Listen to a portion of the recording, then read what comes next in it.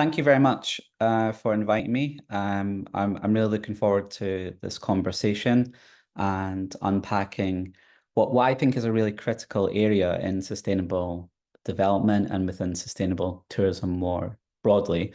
I'm going to talk about the regenerative paradigm, and I'm going to talk about how I believe that this is the way that we need to approach sustainability within tourism management and within destination governance, but also within our organizations as well. So what I'm going to do is I'm going to outline some of the key kind of academic work that's been going on in this area. So I'm going to look at some of the key theoretical papers, and I'm going to describe how this change in perspective is essential for genuine sustainability. I'm going to point out that there's these different paradigms. There's these ways of thinking, ways of seeing the world, and it's the assumptions that you bring with you whenever you're encountering any issue or any problem or any kind of like scenario that, let's say, your business is facing.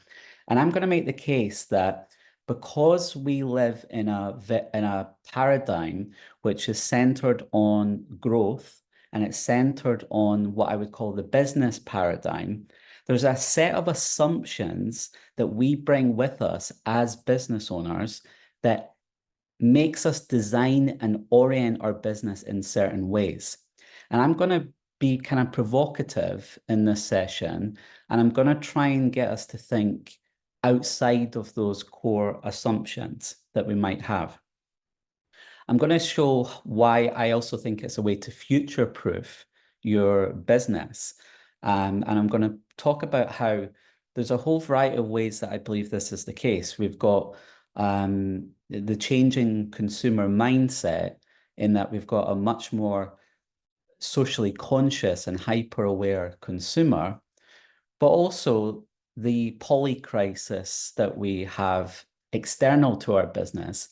It's not the case anymore that we can have a type of sustainability that is just an add-on or just a type of kind of remedial box ticking. It's actually that sustainability can be not only just a core part of our actual business function, but it's essential that it needs to be a core part of our business. It's also a way that I believe that businesses are marketing themselves, and it's a way that they're actually leveraging their brand and talking about their value. So I'm actually going to go into some examples of that as well as I go through. So the two of the key papers I'm going to look at here is Loreto Boleto's Regenerative Tourism paper in Tourism Geographies, which is a systematic review looking at a lot of the research that has been done currently, and also Diane Dredge's work, which is looking at this system change that's required in sustainable tourism and why it's different. So I think the first challenge that we have as business owners, right, is that sustainability doesn't really mean anything anymore, right? I think that we've got this sort of polysemy challenge in that it's really been hijacked and it's been significantly watered down. And basically, a lot of sustainability these days is a way of retaining the structures that were already present and doing it just in a green way, right? So just being like, okay, yeah, we're doing the same type of practices. We might have the exact same HR system. We might treat the workers the exact same way as we did before. We might have a very hierarchical organizational structure and culture, but yeah, we do a bit of recycling, or we do a bit of like green related initiatives. And that for me is very box ticking, and it's leading to a significant problem. In the media, there is a huge issue right now of greenwashing, and there is this, what I would regard as a crisis of authenticity. Because there is so many people talking about their sustainability credentials, there's a lack of genuine depth to any of it. For example, there was a report recently done that was looking at 100 of the top hotels within Europe, and it was looking at their business reports, right? And it was looking at the sort of rhetoric that they use about the sort of way they position themselves, yeah. And you'll not be surprised to hear that out of the 100 hotels, all 100 of them mention sustainability. So you would imagine if we look at the companies and we try and figure out, okay, they mention sustainability, it must be important to them. When you actually dig into it, only about four of those companies actually mentioned anything that was truly tangible and actually based on results. And I think that's a real problem. I think that that we need to sort of have these results-based sort of paradigm, and that sustainability needs to actually mean something again, right? And I think this is where this regenerative idea that I'm going to speak about really starts to address that problem.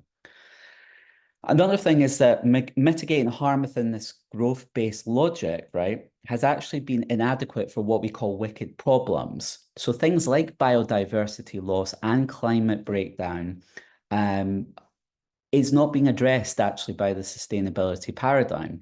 So we've got the Sustainability Development Goals at the moment from the UN. We've got 17 goals, and we're not going to reach any of these goals by 2030, right? Now, if this was an individual and you had set a whole bunch of goals for yourself, and in the time frame that you wanted to set those goals, you didn't meet a single one of them, would you have considered that a success? Or would you have considered it a failure, right? And some people in the sort of academic and practitioner world are looking at this situation and saying, well, part of it is actually almost on purpose at this point, right? Because in order to get the sort of change that's required, we need to do a much more radical sort of system change, right? Which begins at the bottom, which begins directly at the organization level, the SME level, right all the way down to the communities, right down to the mindset of the tourists and the consumers. So it's a really hard challenge, and it's something that we're not dealing with.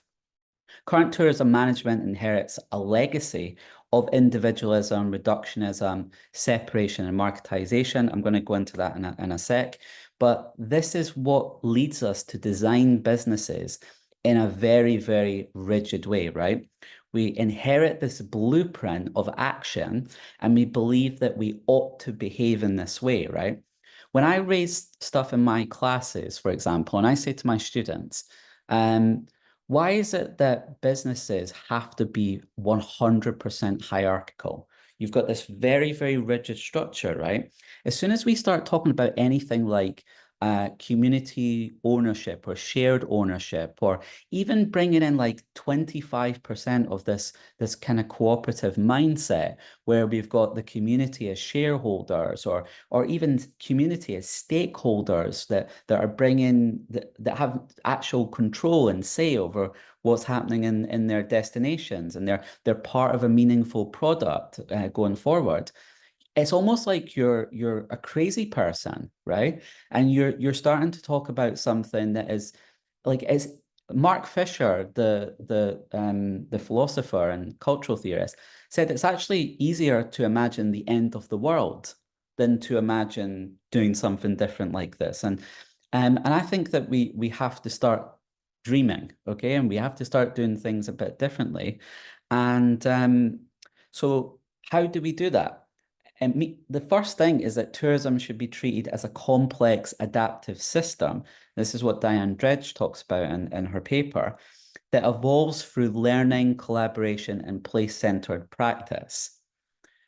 The problem is that current sustainability discourse still maintains this mechanistic legacy. It's all about this idea of individualism, right?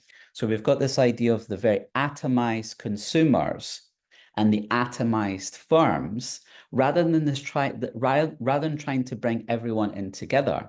So the presentation that we just saw there was an excellent example of bringing the tourist into the actual product itself. It's like you're making the tourist an active component of protecting the environment and place that you happen to be within.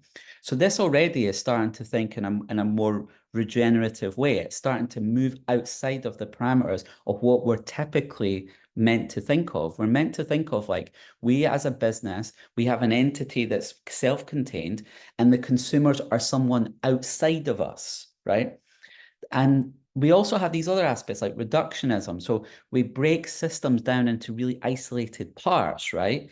But actually, in destinations, as I'm sure many of you are aware, of course, is that we're actually interrelated.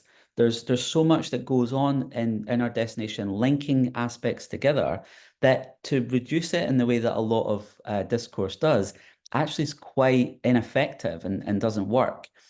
The other thing is separation. So we're still taught to view ourselves as outside of nature, right? And that nature is something that we still use and exploit, right? And we're kind of taking it as part of our, we're encouraged to think of it as part of our tourist product. So even that kind of like framing, if you see, is viewing it as sort of like a something that I consume as a business, right? And this is my products, this is the way that I'm designing things, where rather than that, we could have tourism businesses that actually engage in things that protect the environment. Like, what about tourism businesses that engage in rewilding projects, for example, and encourage tourists to be part of that journey, right? Part of this sort of conservation story. And other things is about marketization. So valuing outcomes primarily through market exchange. Now, what I mean by that is this thing called the Friedman doctrine. Milton Friedman, the economist, American economist, won the Nobel Prize in economics. His idea about businesses was a business's only duty is to its shareholders, right? So the fiduciary duty of a business is to provide dividend payments to its shareholders. Now, what does that mean? It means that the business is therefore 100% driven to creating as much profit as possible so that the dividend payment of the shareholders are as large as possible, right? Now, there's been a lot of work that's went into trying to change this perception. Like as a business, you're operating in an ecosystem, in a space where you have tremendous potential harm that you could cause in that space. And so we're starting to see new things emerge, like social return on investment. Suddenly, this idea of return on investment as like a short 3-5 year cycle starts to become a bit larger. And suddenly, instead of just having return on investment, we have these models like triple bottom line. And we have these other aspects like impact investors who are looking at companies' ESG scores, for example, and they're determining whether or not they actually want to invest in companies based off of how well their environmental, social, and governance ratings are. So this kind of shows that sustainability is not just the kind of add-on anymore. It's actually kind of a core practice of how we value the legitimacy of businesses. So the mindset that needs to kind of change is this sort of idea of me to we. And it's about actually cultivating this ecological consciousness.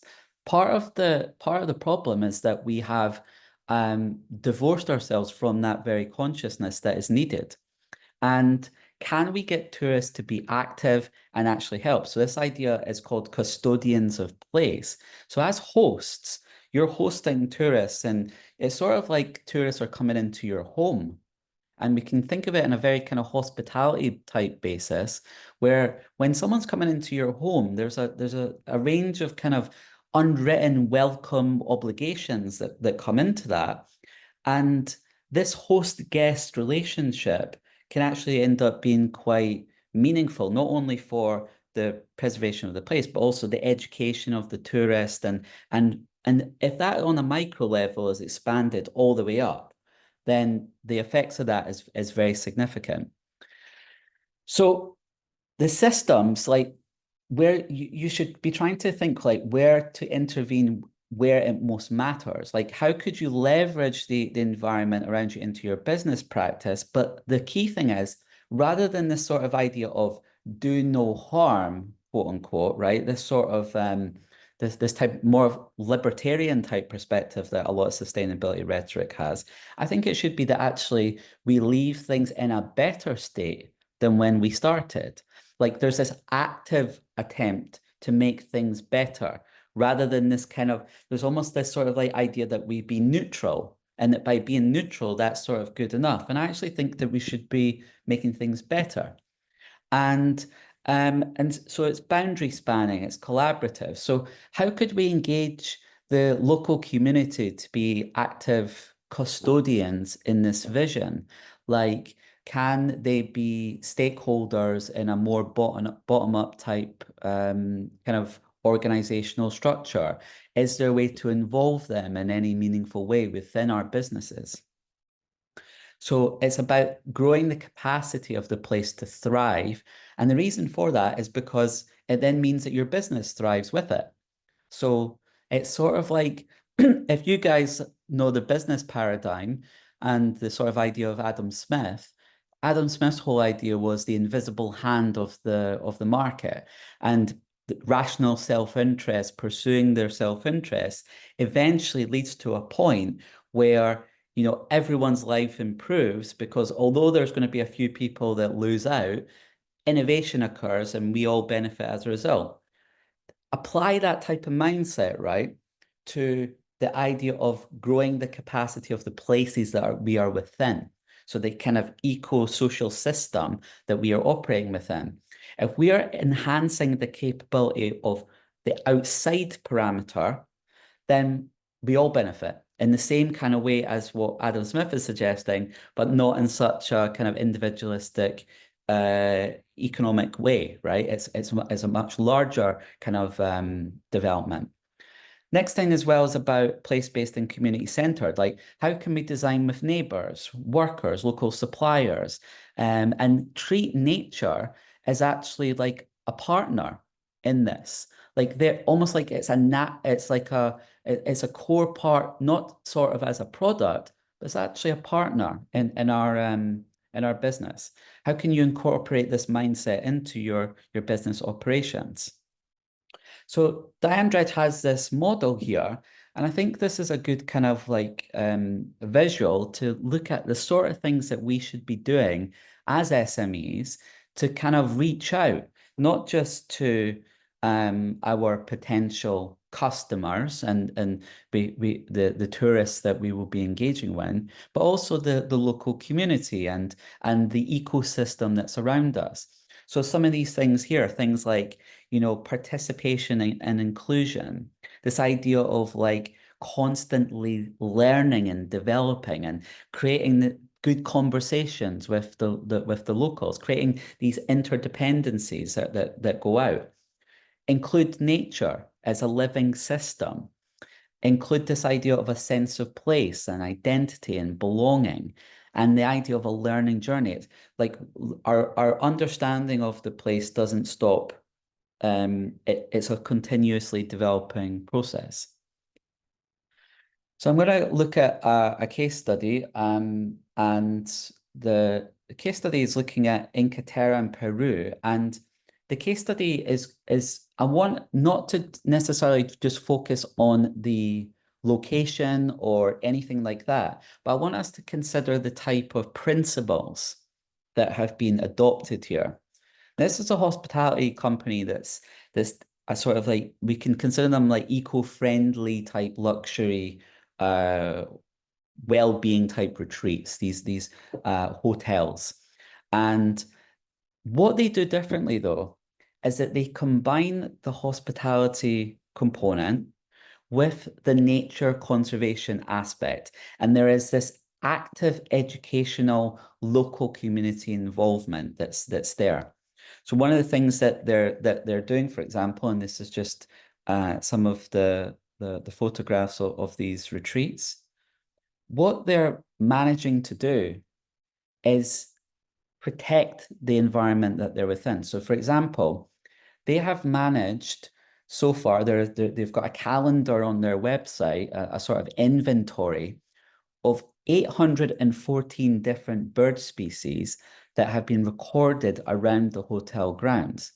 Now, this has been an active participatory type of involvement. So as people within if you're staying there, for example, you can take part in this. You can also, it's also a way for scientists and ornithologists and other people to be actively involved as well. But it's a way of ensuring that you've got this kind of like community engagement.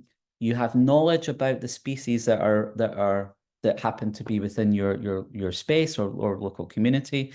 And again, it doesn't have to be as advanced as this. So again, because of the context, we're seeing that there'd be like, say, 814 different bird species. You might not have that, of course, in the spaces that you're within. But can you adopt a similar type of inclusive educational approach? And the reason for that, as I'm going to kind of suggest here, is that actually brings value to you as the business owner. So these are some of the things that I think it does well. It has this sort of living system worldview. So guests are part of this like ecological story of the location. It's a very place-based kind of understanding of where they are, rather than just going there and guests tend to be very detached, really. Even the more active ones, like there is still this detachment from the actual location that they happen to be within. This kind of disrupts that, and it encourages guests to actively be seeing what is around them. And that's part of that ecological consciousness raising that I've suggested that is so vital in this kind of shift away from the more sort of box ticking type sustainability that a lot of major businesses have adopted. So it's got this inherent potential of place. The biodiversity around the hotel is actually part of the hospitality offering. It's actually part of the business that's been provided to the people. So why does this future-proof your business, right? The reason why I think this is because travelers are increasingly choosing businesses that have net positive impacts. We're much more socially conscious as not only travelers, but consumers. And we're increasingly, like, whenever we buy things, anything now, we're buying things based on the sort of like values of the business, right? We've got this idea of businesses as being like persons, like this idea of corporate personhood. And we're encouraged to think that they have values and perspectives and everything, right? And this is why we've got this sort of like massive thing with social corporate responsibility and stuff, because businesses have to come out and tell you, yeah, we're really good guys. We're really good guys. Like, please buy our products, right? But that's actually something that ends up being quite good for this narrative, because if you're authentic in your sustainability, that actually then becomes a winning ticket for you, because you can then leverage that authenticity. And increasingly, tourists care about authenticity more than anything else increasingly. They want authentic experiences. We are overrun with everything on social media, right? I can go on social media and find any destination on the world, and there's probably going to be some guy doing a vlog. There's going to be hundreds of Instagram photos of it, right? So there's this idea that we want something unique to us, that is differentiated. It's something that's different, right? That's what you can offer by being truly sustainable. And then you can then leverage that in a way that if you're just box ticking and you're the sort of sustainable company or business that just says that they're sustainable, but they're really not, you have the advantage all of a sudden in that marketplace. It also is helpful for things like risk reduction. So like you're actively protecting the space that you're in, right? You're actively safeguarding your assets, if you can think of it that way, right? We're encouraged to think of assets as just things within our business, right? But actually the space that the tourists are inhabiting and part of is our landscape. It's the place that we rely on. And other things like building resilience against climate shocks and so on. In the future, this is going to become even more of a problem. And if we don't start now, if we don't start building that resilience into our business, we're going to really feel it in the next 10, 15 years. Like it's going to cause serious, unsettling problems. So the value of the Sorry, Michael, to jump in. We need yeah, to finish, please. no problem. So I'll end here. Okay, so how to stop that? How to do this, right? First thing to do is to start with mindset, okay? So have short reflective sessions to surface your assumptions as business owners, right? What's the assumptions that you have right now about your business and how it and its value and everything, and try to understand how can we orient this, how can we change this to a more living systems purpose. Things like map inherent potential. So what history or ecology or culture could you actually then bring into your business to help it more distinct and help that authenticity story?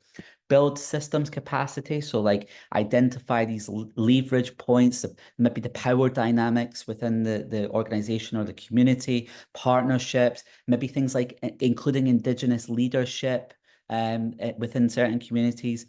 Are things like name intended effects and things like co-creating tasks and resources. So exactly what we had in the first presentation, this active involvement of the tourists as much as possible, but also the local community. So thank you very much. And I look forward to any questions that you might have about this.